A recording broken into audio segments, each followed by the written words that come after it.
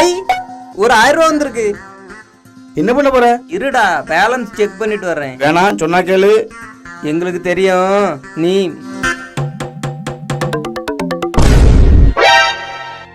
இருந்த 5000 ரூபாயும் போச்சுடா. உனக்கு தேவைதான், அனுபவி. காசு எப்படி போயிருக்கும்? 1000 ரூபா அனுப்பிவிட்டான்ல, ஆமா. அதுதான் உனக்கு அவன் போட்ட தூண்டியல். 1000 ரூபா அனுப்பிட்டு அப்படியே கூடவே உன்னுடைய கெப்பாசிட்டி தெரிஞ்சு குறிப்பிட்ட அமௌண்ட்டை போட்டு மணி ரிக்வஸ்ட் அனுப்பிடுவான். நீ உன்னோட பின் நம்பர் கொடுத்தல, அந்த பின் நம்பர்ல அவன் கொடுத்த ரிக்வஸ்ட்டுக்கு அமௌண்ட் டெபாசிட் ஆயிடுச்சு. அவ்வளவுதான். இதுல இருந்து நாம எப்படி தப்பிக்கிறது? தெரியாத நம்பர்ல இருந்து காசு வந்தா உங்க ஜிபேலயோ போன்பேலயோ உடனே உங்க பின் நம்பர் போட்டு லாகின் பண்ணி பேலன்ஸ் செக் பண்ணாதீங்க.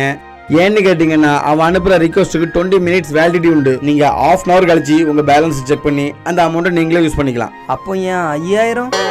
கோவிந்தா, அந்த சொக்கநாதரின் திருவிளையாடலை நம்மிடம் தான் காட்ட வேண்டும்.